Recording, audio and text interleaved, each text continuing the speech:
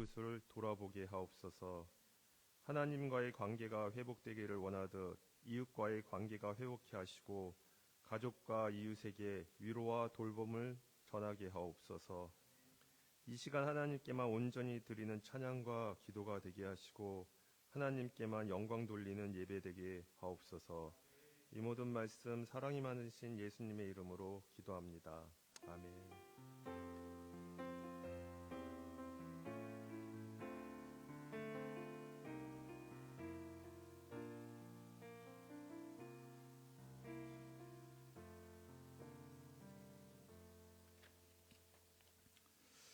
네, 오늘 예배 오신 여러분을 우리 예수님의 이름으로 환영합니다. 우리 옆 사람 향해서 한번 인사할까요? 참 잘 오셨습니다. 네, 참 잘 오셨습니다.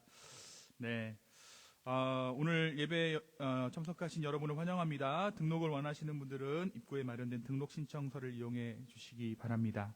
오늘 예배 후에는 성경 공부로 함께 하겠습니다. 또 잠시 모여서요, 2월부터 개편되는 예배 순서하고 또 뉴스 나눔의 시간이 어떻게 진행되는지에 대해서 조금 설명드리려는 그런 시간을 가지려고 하고 있어요. 이 뉴스 특별히 나눔의 시간은 저희 교회에서 이제 처음 시도하는 주일 뉴스 프로그램입니다. 이 프로그램을 위해서 우리 양태규 집사님이 헌신해 주셨는데 우리 집사님 위해서 한번 박수 쳐 주세요. 네. 그리고 이제 이 일이 우리가 뭐 알아서 해라 이렇게 총대를 맡기는 게 아니라 기도로 함께 좀 후원하고 우리가 중보할 수 있었으면 좋겠습니다.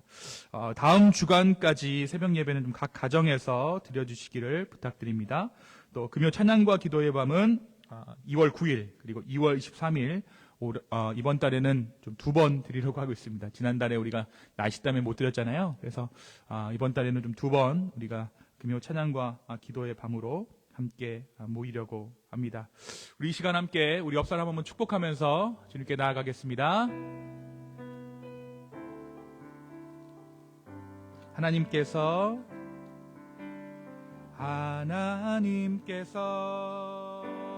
당신을 통해 메마른 땅에 샘물 나게 하시기를 가난한 영혼 목마른 영혼 당신을 통해 주 사랑 알기 원하네.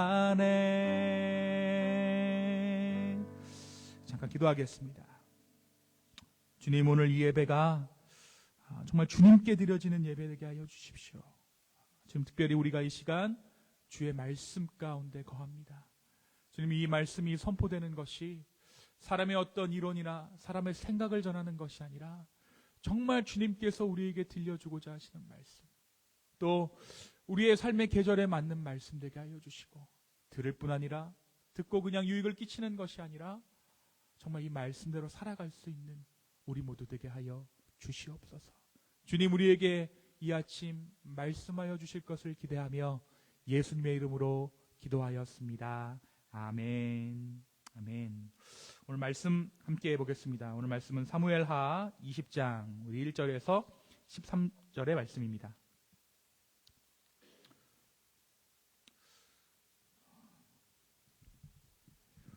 우리 1절부터 13절의 말씀인데요. 우리 한 절씩 교독하고 마지막 절 13절은 함께 읽겠습니다. 마침 거기에 불량배 하나가 있으니 그의 이름은 세바인데 베냐민 사람 비그리의 아들이었더라. 그가 나팔을 불며 이르되 우리는 다윗과 나눌 분깃이 없으며 이새의 아들에게서 받을 유산이 우리에게 없도다. 이스라엘아 각각 장막으로 돌아가라 하매 이에 온 이스라엘 사람들이 다윗 따르기를 그치고 올라가 비그리의 아들 세바를 따르나 유다 사람들은 그들의 왕과 합하여 요단에서 예루살렘까지 따르니라. 다윗이 예루살렘 본궁에 이르러 전에 머물러 왕궁을 지키게 한 후궁 10명을 잡아 별실에 가두고 먹을 것만 주고 그들에게 관계하지 아니하니 그들이 죽는 날까지 갇혀서 생과부로 지내니라. 왕이 아마사에게 이르되 너는 나를 위하여 3일 내로 유다 사람을 큰 소리로 불러 모으고 너도 여기 있으라 하니라. 아마사가 유다 사람을 모으러 가더니 왕이 정한 기일에 지체된지라. 다윗이 이에 아비새에게 이르되 이제 비그리의 아들 세바가 압살롬보다 우리를 더 헤아리니 너는 내 주의 부하들을 데리고 그를 뒤를 쫓아가라. 그가 견고한 성읍에 들어가 우리를 피할까 염려하노라 하며 요압을 따르는 자들과 그렛 사람들과 블렛 사람들과 모든 용사들이 다윗을 따라 비그리의 아들 세바를 뒤쫓으려고 예루살렘에서 나와 기브온 바위 곁에 이름에 아마사가 맞으러 오니 그때 요압이 군복을 입고 띠를 띠고 칼집에 꽂은 칼을 허리에 맸는데 그가 나아갈 때에 칼이 빠져 떨어졌더라. 요압이 아마사에게 이르되 내 형은 평안하냐 하며 오른손으로 아마사의 수염을 잡고 그와 입을 맞추려는 채 하며 아마사가 요압의 손에 있는 칼을 주의하지 아니한지라. 요압이 칼로 그의 배를 찌르매 그의 창자가 땅에 쏟아지니 그를 다시 치지 아니하여도 죽으리라. 요압과 그의 동생 아비새가 비그리의 아들 세바를 쫓을 때 요압의 청년 중 하나가 아마사 곁에 서서 이르되 요압을 좋아하는 자가 누구이며 요압을 따라 다윗을 위하는 자는 누구냐 하니 아마사가 길 가운데 피 속에 놓여 있는지라. 그 청년이 모든 백성이 서 있는 것을 보고 아마사를 큰 길에서부터 밭으로 옮겼으나 거기에 이른 자도 다 멈춰 서는 것을 보고 옷을 그 위에 덮으니라. 함께 읽습니다. 아마사를 큰 길에서 옮겨가매 사람들이 다 요압을 따라 비그리의 아들 세바를 뒤쫓아 가니라. 아멘. 여러분은 누군가로부터 배신당한 경험이 있으신가요? 배반 또는 배신. 인생을 살면서 참 많은 일들을 우리가 겪지만요, 이 배반처럼 심리적인 데미지가 큰 일도 드문 것 같아요. 누군가에게 배반당하는 일이야말로 정말 마음이 어떻게 보면 무너지고 좀 인생에 있어서 데미지가 큰 그런 일인 것 같습니다. 그 후유증이 참 오래가죠. 그래서 어떤 사람들 중에 제가 원래 참 사회성이 좋은 사람이었는데 사람들로부터 뒤통수를 몇 번 맞은 뒤로는 어울리기가 겁이 납니다. 그래서 언젠가부터 소극적으로 내가 변하게 됐습니다. 라고 말씀하시는 분도 제가 본 적이 있습니다. 여러분, 이 배반에 대해서 가장 잘 보여주는 경제 이론이 있어요. 바로 죄수의 딜레마라는 게임 이론인데요. 이 죄수의 딜레마가 여러 가지 버전이 있지만 우리가 살면서 가장 흔하게 겪게 되는 죄수의 딜레마는 이렇습니다. 아마 이야기를 듣는 순간 지난주에도 여러분이 아마 이 죄수의 딜레마 가운데 있었다는 것을 알아채실 거예요. 이 친구들과 저녁 식사를 할 때 우리가 음식값을 내는 방법이 여러 가지가 있죠. 그 중에는 내가 주문한 음식의 값은 내가 내는 것, 아메리칸 스타일입니다. 네. 그렇죠. 더치페이라고 하는 방법이 있고요. 다 같이 먹는 음식이기 때문에 다양한 음식을 주문하고 n분의 1로 계산하는 거예요. 뭘 먹든지 간에 이 음식에 대해서는 n분의 1로. 그러니까 미국 사람들은 보면 내가 먹은 거 내가 세퍼레이트 체크하면 그냥 하나씩 체크를 갖다 주고, 그죠? 우리나라 사람 같은 경우는 간혹 이런 경우가 있는 것 같아요. 어떤 음식을 먹든지 간에 그냥 총액에서 나누기 몇 해가지고 이제 음식을 계산하는 방법이 있죠. 근데 이렇게 여럿이 식사하는 상황에서 n분의 1로 이제 계산을 하려고 하는데 내 옆에 있는 친구가 그 집에서 가장 비싼 걸 시키는 거예요. 가장 값비싼 스테이크를 주문해요. 여태까지 짜장면 이렇게 했는데 그 옆에 친구가 딱 나는 스테이크 외친 겁니다. 그렇게 되면 저는 어떻습니까? 더 이상 이제 싼 음식을 고를 필요가 없는 거예요. 그죠? 저는 이런 경우도 봤는데 시키지 않던 음료수를 갑자기 여기 음료수 달라고 하는 케이스도 본 것 같아요. 이 상대적으로 비싼 메뉴를 주문하여서 주문한 음식의 값을 각자 지출하는 것보다 더 비싼 식사를 하게 되는 일이 벌어져요. 그죠? 나는 한 10불 정도 쓸 요량으로 갔는데 n분의 1을 했더니 돈을 더 쓰게 되는 거죠. 내가 손해를 보지 않으려다가 오히려 전체 지출이 늘어난다는 거예요. 사람들은 어떻게 보면 배반을 참 두려워합니다. 이것도 어떻게 보면 배반 중에 하나잖아요. 스테이크 시킨 친구를 보면서 어떻게 네가 나한테 이럴 수 있어. 배반하다니. 그래서 이 배반하는 게 두렵기 때문에 내가 먼저 배반하는 것이 소위 지혜다라고 생각하는 것 같아요. 이 외에도 배반의 현실을 보여주는 여러 가지 일들이 있죠. 사진 한번 보겠습니다. 사진을 보시면 어떤 배반의 일들이 있느냐. 버거킹을 지금 누가 찾아갔습니까? 로날드가 지금, 네?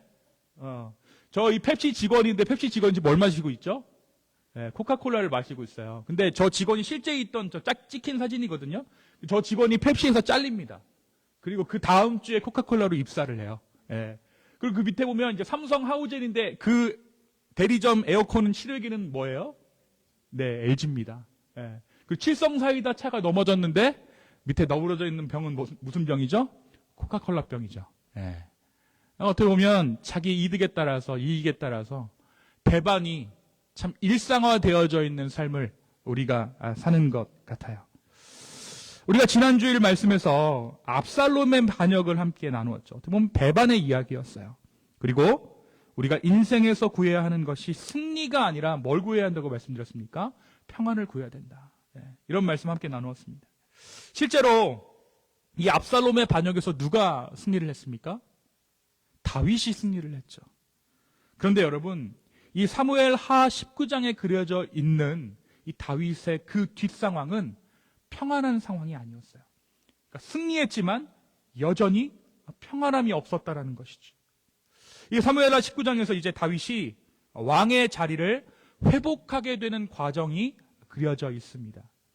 어디로 돌아와야 했을까요? 예루살렘 이제 궁으로 돌아와야 했겠죠. 그런데 백성들 안에서 뜨겁게 한 변론이 일어납니다.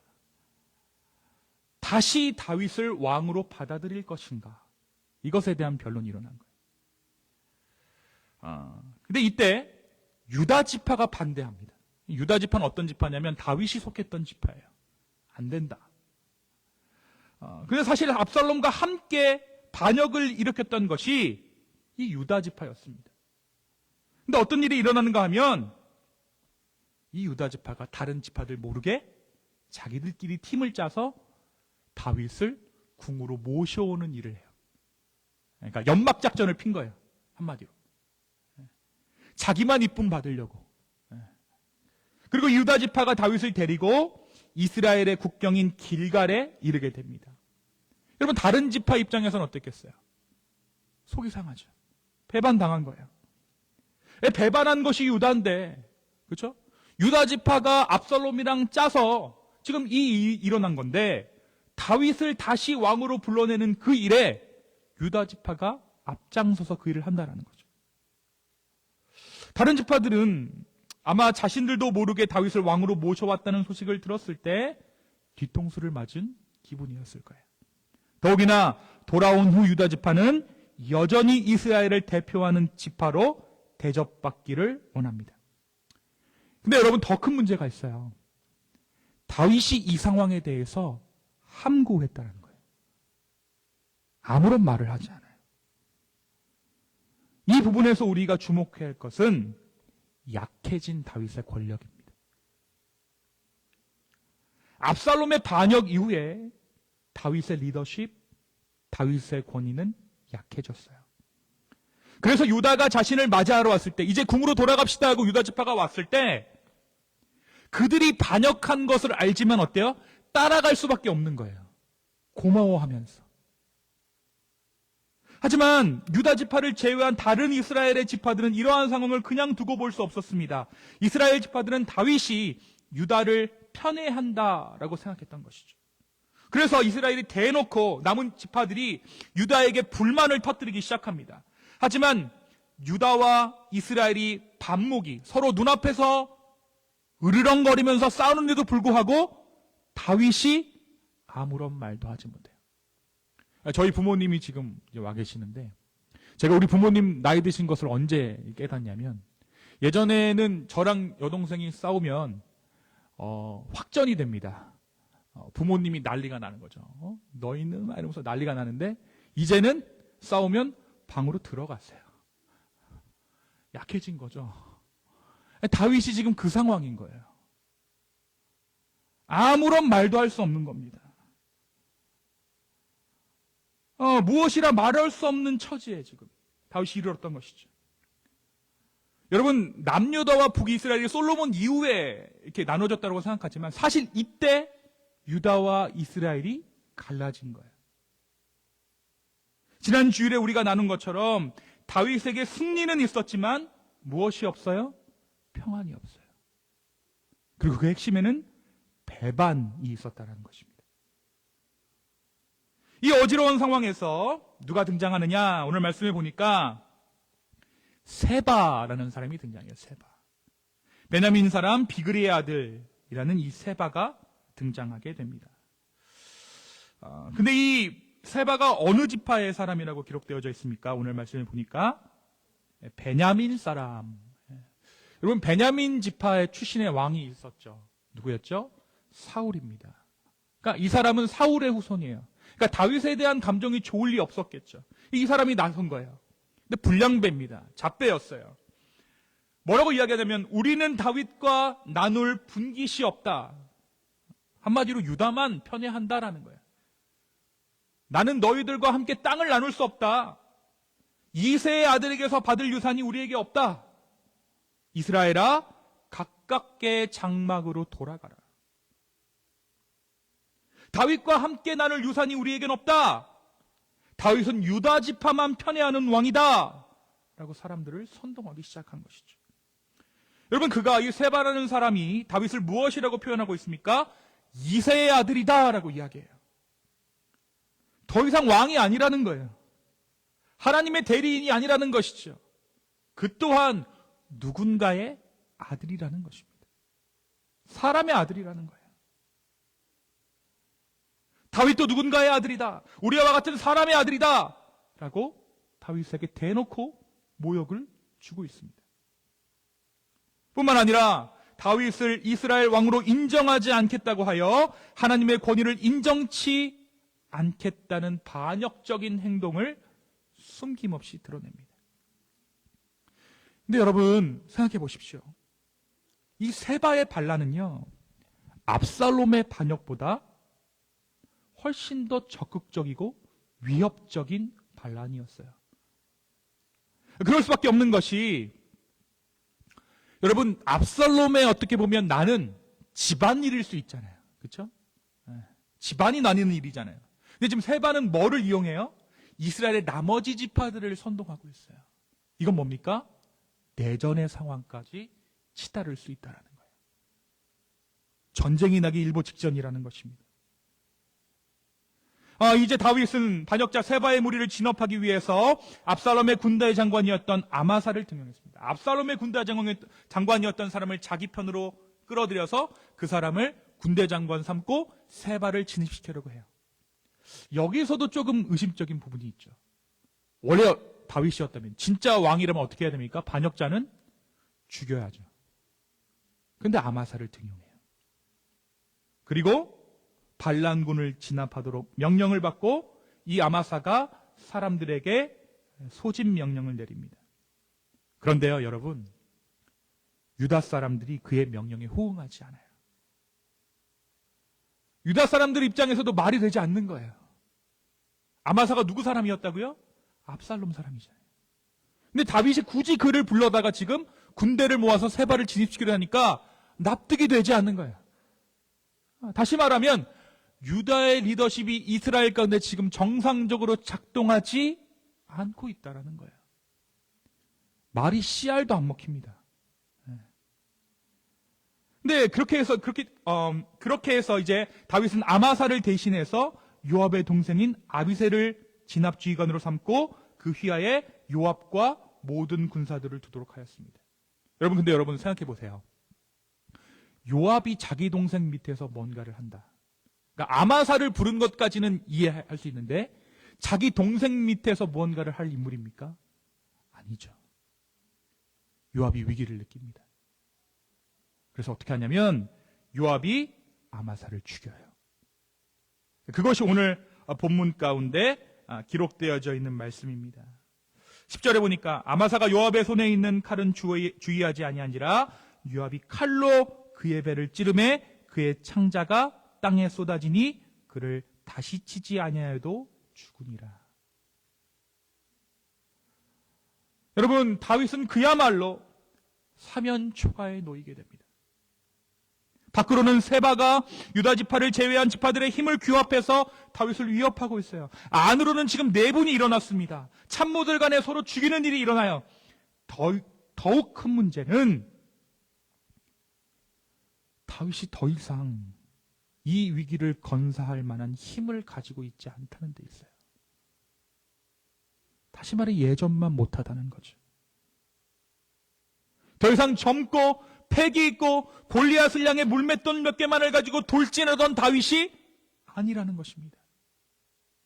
힘이 다 빠져버렸어요. 육체적 힘도 힘이지만 정치적 명분도 잃어버렸습니다. 결국 이제 다시 실권을 잡은 요압이 다윗의 군대를 수습해서 세바를 치러 갑니다. 요압과 그의 군대들이 세바를 이제 메우고 성벽을 쳐서 헐고자 할 때에 그 성에서 지혜로운 여인 하나가 크게 외칩니다.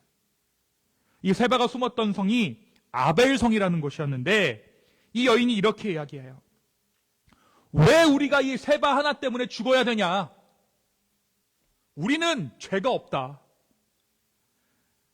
성경에서도 사람은 자기 죄 때문에 죽는다라고 기록되어져 있다라고 이야기해요. 세바가 죽는 것은 어찌할 수 없지만 아벨성을 무너뜨리는 것은 너희가 실수하는 거야 라고 이야기하는 것입니다. 이건 얼마나 용기 있는 행동입니까? 그리고 나서 이제 이 아벨성의 사람들이 힘을 합쳐서 세바를 죽입니다. 세바의 목을 던져줘요. 어떻게 보면 세바의 반역이 이 여인으로부터 끝이 나게 된 것이죠. 지혜로운 여인을 통해서 아벨성의 사람들이 구원을 얻게 된 것입니다. 그런데 여러분, 이 지혜로운 여인에 의해서 하나님의 손길을 경험한 것은 아벨성의 사람들만이 아닙니다. 누가 도움을 받게 된 것입니까? 다윗이 도움을 받게 된 거예요. 세바의 반란도 진압되었지만 만약 여기서 요압이 이끄는 부대가 아벨성을 초토화시켰더라면 요압의 다음 타겟은 누가 됐을까요? 그 군대 가지고 그대로 예루살렘 성으로 진격해서 다윗을 노리게 되는 거예요. 아벨성을 초토화시킨 요압이 자신을 뒤로 밀어내고 자기 동생을 군대장관 삼으려고 했던 다윗에게 안갚음하려는 그 위기 상황을 한 여인의 지혜가 모면하게 한 것입니다. 하나님께서 한 여인, 이름도 소개하고 있지 않습니다. 이름 없는 한 여인을 통해 다윗을 도와주셨다는 것이죠. 두 가지를 의미합니다. 다윗이 여인에게 도움을 받을 정도로 약해져 있다. 두 번째는 그럼에도 불구하고 하나님은 여전히 누구 편이다? 다윗 편에 있다.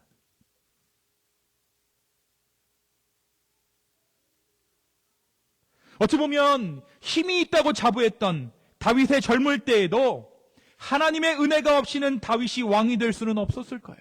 그렇잖아요. 우리가 봤잖아요. 그런데 나이가 드니까 이것이 더 분명해지는 거예요. 젊을 때는 이게 내 힘인가? 하나님의 힘인가? 내 힘인가? 하나님의 은혜인가? 반반 정도인가 보다. 하나님이 나를 도와주셨지만 나도 잘했지. 야, 물맷돌을 가지고 골리앗 앞에 설 생각을 누가 하냐? 나니까 했지. 이렇게 생각했을지도 모를 다윗이에요. 근데 나이가 먹고 힘이 다 빠지니까 알게 되는 게 있어요. 모든 것이 하나님의 은혜였구나 라는 것을 다윗이 깨닫게 되는 것입니다. 여러분, 여전히 지금 하나님은 다윗의 편에 계세요. 사람들은요, 다윗을 하나, 둘 배반하기 시작합니다. 왜 배반했습니까? 다윗이 예전 같지 않았기 때문이에요. 다윗이 이제는 힘이 다 빠졌다라고 사람들은 판단했습니다. 그래서 너도 나도 할 것 없이 다윗을 배반하기 시작해요. 그들이 다윗을 배반한 배경은 모두 다 다를 수 있지만 그 목적과 동기는 너무나도 분명했습니다. 왜? 나의 안녕과 나의 권세를 위해서. 우리 옆 사람을 향해서 한번 고백할까요? 늙어도 안 버릴게. 늙어도 안 버릴게. 남자분들은 그렇게 말하면 안 되죠. 버리지 마라고 얘기하겠지. 여러분, 다윗이 힘이 빠지니까 드러나는 것이 다윗 스스로에게는 하나님의 은혜였다면 그의 주변도 드러나게 되는 거예요. 그들이 다윗을 따랐던 목적이 분명하게 드러나는 것입니다. 소위 다윗이 대세일 때는 다윗이 힘이 있었기 때문에 그들이 그를 다윗을 따랐다라는 거예요. 다윗이 힘이 빠지고 나니까 상황 판단하기 시작한 거죠. 이들은 하나님을 따랐던 것이 아니라 힘이 있던 다윗을 따랐던 거예요. 사랑하는 여러분, 이것이 어떻게 우리의 현실이 아닐 수 있겠습니까? 이것이 우리의 모습이에요. 힘 빠지고 나에게 더 이상 효용가치가 없다라고 여겨졌을 때 부모도 등지는 것이 우리 아니었습니까? 누군가의 불행이 내 행복과 무관할 때는 별로 반응하지 않을 수 있지만 저 사람의 손해가 또는 불행이 나의 행복의 조건이 된다는 것이 명확해지면 우리는 여지없이 배반을 택하게 됩니다. 또 누군가의 불행이 나까지 불행하게 한다라는 생각이 들면 우리는 여지없이 손절하죠. 여기까지. 저 집 망했네. 돈 꺼달라면 어떡하지? 손절.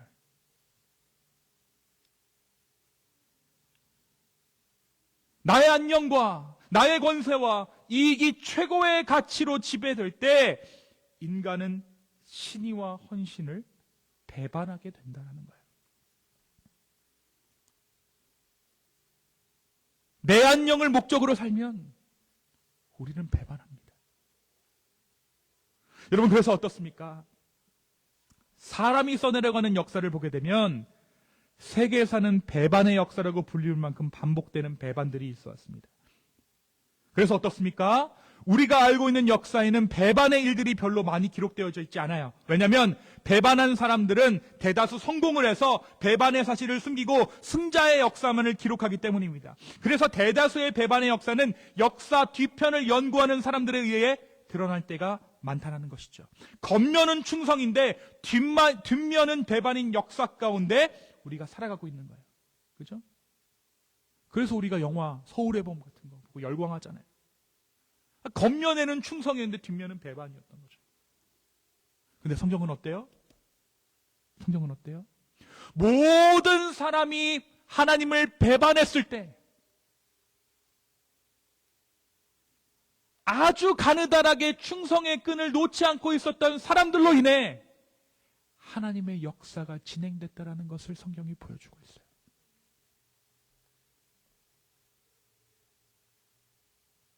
그렇다면 우리는 이 대목에서 우리 스스로에게 한번 질문할 필요가 있습니다.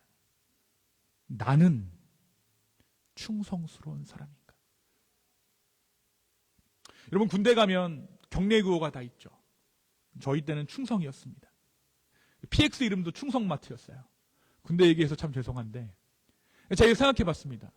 왜 충성을 그렇게 외칠까? 근데 이제 우리 병사들이 뭐 힘든 일이 있으면 뭐라고 얘기하냐면, 농담입니다만, 야, 난 전쟁 나면 우리 간부부터 쏴 죽일 거야. 우리 대대장부터 죽일 거야. 이 말이 뭐냐면 충성이 없다는 거예요. 충성이. 그래서 충성을 강조한다는 거예요. 우리는 다 배반의 DNA를 가지고 있다는 것이죠.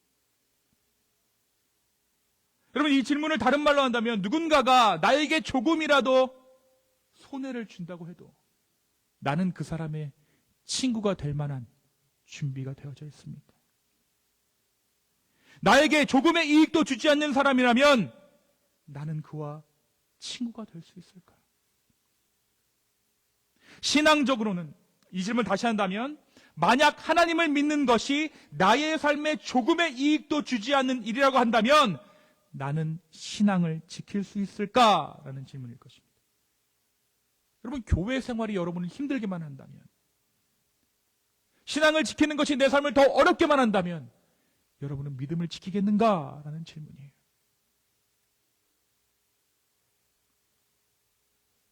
여러분, 저도 그렇고 여러분도 그렇고 기쁨의 교회에 왜 나와 계십니까? 다닐만 하니까 나와 계시는 거죠.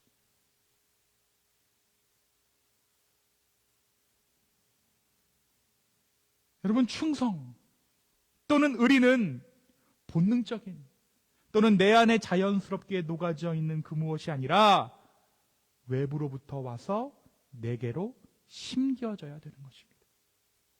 내 안에는 충성이 없어요. 충성은 나의 언어가 아닙니다. 충성은 자연스러운 것이 아니에요. 그래서 충성은 누군가가 심어줘야 되는 거예요. 오늘 아침에 제가 예배를 준비하면서 함께 봤지만 충성이 무엇 가운데 하나라고요? 열매 가운데 하나라고요. 누구의 열매입니까?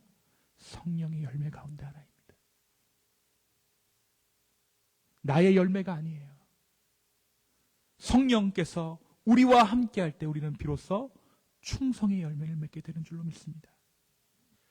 소위 말하는 별의 순간을 위해 우리는 쉽게 배반합니다. 우리가 충성할 때는 힘이 있거나 매력이 있을 때 우리는 충성합니다. 하지만 더 이상 우리가 따르는 대상이 힘이 없다라고 생각될 때, 나를 구원할 수 없다라고 생각될 때, 나에게 어떠한 유익도 줄 수 없다라고 생각했을 때 우리는 과감히 배반을 선택합니다. 그리고 그 선택이 탁월한 선택이었다, 지혜로운 선택이었다라고 이야기해요. 하지만 성경은 우리에게 충성하라고 이야기합니다. 제가 지난 주간 공부하기 위해서 이 오하이오에 다녀왔습니다. 그곳에서 서로 다른 환경에서 목회하시는 목사님들의 이야기를 많이 들을 수 있었어요. 근데 제가 어떤 한 목사님이 이야기하시는 것을 듣고 동감하면서도 참 마음이 아팠던 것이 있습니다. 뭐라고 말씀하셨냐면, 이제 교회가 단물이 다 빠졌다는 거예요. 더 이상 사람들에게 교회가 매력적이지 않는다라는 것이죠. 그분은 교회를 sinking ship, 침몰해가는, 가라앉아가는 배로 비유하셨어요. 그러면서 뭐라고 하냐면, 목사님들도 이제는 현실적인 대안을 마련해야 된다는 거예요. 현실적인 대안. 여러분, 여기서 우리가 내려야 하는 현실적인 대안이란 무엇입니까? 충성입니다. 충성이에요. 세상이 단물 빠진 교회를 버리고 교회 안에 있는 사람들조차 더 이상 성공을 보장해주지 못하는 기독교를 버리고 있습니다. 교회를 탈출하고 있어요. 더 이상 크리스천이라는 사실이 사회에서 매력적인 무엇이 아니라는 사실을 우리가 너무나도 잘 알고 있기 때문에 과감히 신앙을 버리고 있는 것이죠.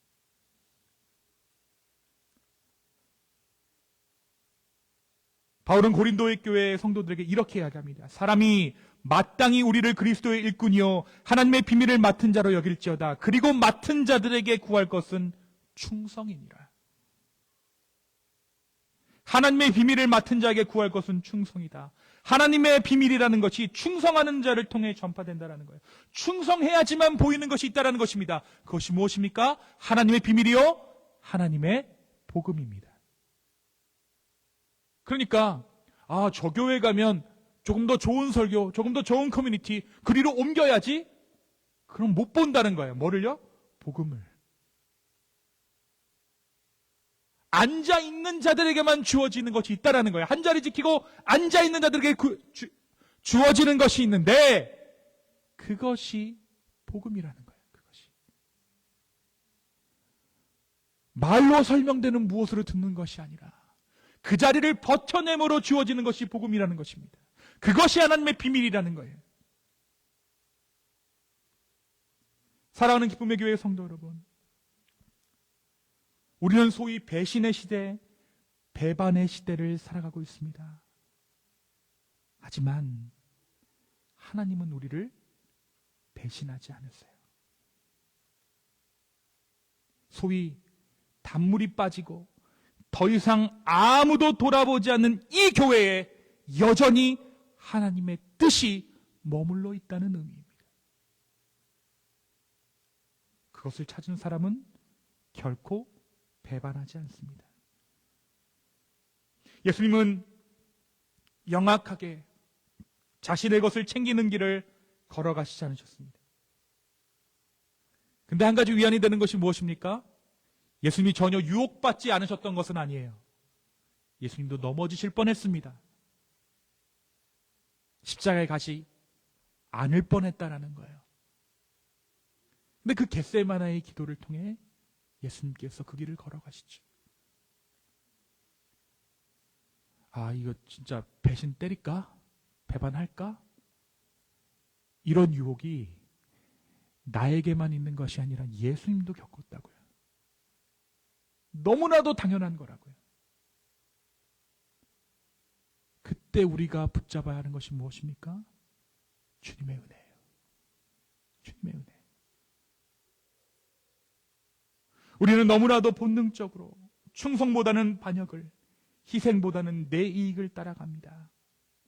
그러나 오늘 말씀은 우리에게 도전하고 있습니다. 다 쓰러져가는 이 교회를 위해 충성하라는 것이 우리 주님의 말씀입니다. 우리가 주님을 배반하지 않는다면 우리는 오늘 말씀에서 여전히 다윗 편에 서 계시는 하나님을 경험하게 될 줄로 믿습니다. 주님은 끝까지 우리를 배반하지 않으십니다. 충성하되 끝까지 충성할 수 있는 저와 여러분 되었으면 좋겠습니다. 그리하여서 정말 살아계신 하나님의 은혜, 하나님의 능력을 체험해 나아갈 수 있는 저와 여러분 되기를 예수님의 이름으로 축원합니다. 이 시간 잠깐 조금 조용한 마음으로 기도했으면 좋겠습니다.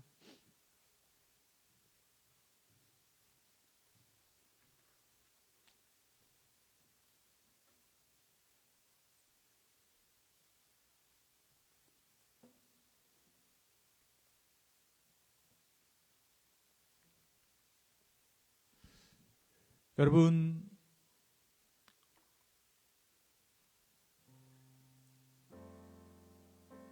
우리는 배반의 시대를 살아갑니다. 그 말은 늘 내 자리를 보존하기 위해서 직장에서, 심지어는 가정에서도 기회를 엿보는 인생을 살아갈 수밖에 없다는 거예요. 그 가운데 우리의 인생은 지쳐갑니다.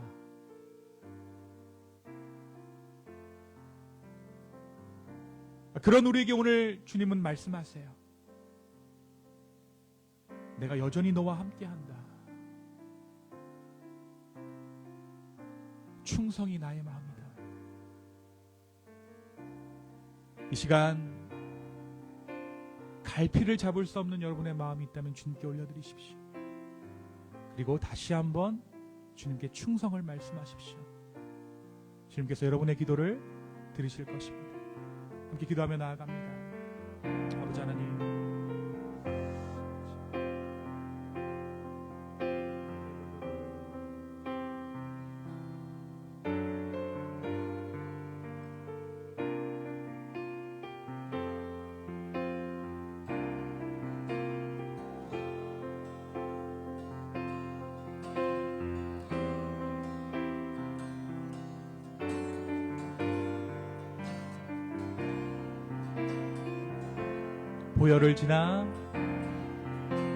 보혈을 지나 하나님 품으로, 보혈을 지나 아버지 품으로, 아버지 품으로, 보혈을 지나 하나님 품으로 한 걸음씩 나아가네. 다시 한번 고백하며 나아갑시다. 보혈을 지나, 보혈을 지나 하나님 품으로, 보혈을 지나 아버지 품으로, 보혈을 지나 하나님 품으로 한 걸음씩 나아가네. 존귀한 주 보혈이, 존귀한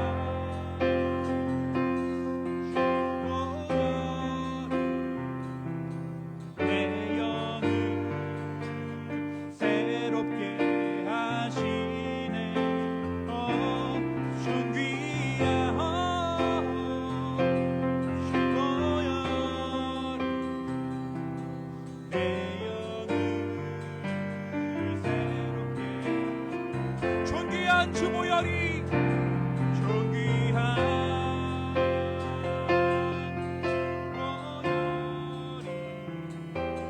내 영을 새롭게 하시네. 존귀한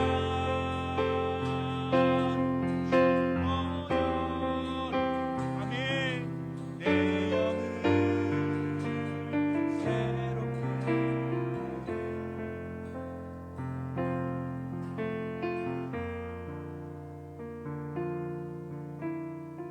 주님,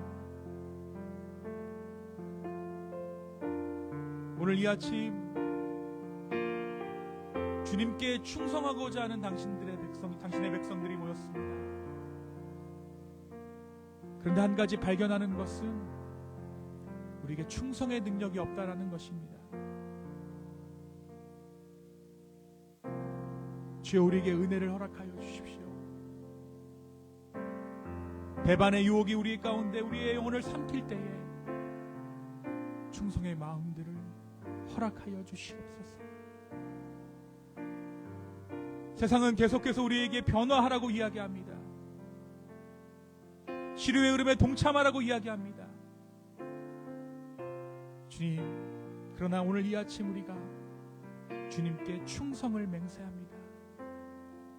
주여, 우리를 긍휼히 여기시고 우리의 부족한 믿음이지만 이 믿음을 통해 배반의 시대를 살고 있는 이 세대 가운데, 이 시대 가운데 주의 복음을 전하게 하여 주시옵소서. 주님, 이 기쁨의 교회 가정 한 가정 한 가정을 주님 손에 올려드립니다. 가정의 문제, 특별히 우리 자녀들의 문제, 재정의 문제, 관계의 문제, 건강의 문제 주님 손에 올려드립니다. 주여, 한 가정 한 가정을 주님께서 만져주시고 주님께서 응답하여 주시옵소서. 이제는 우리 하나님의 사랑과 예수 그리스도의 은혜와 성령의 감화감동 교통하심이 나의 길, 내가 살 길을 포기하고 기꺼이 주님께 충성하기를 소망하는 기쁨의 교회 성도들 머리 위에 이제부터 영원까지 함께 계실지어다. 아멘.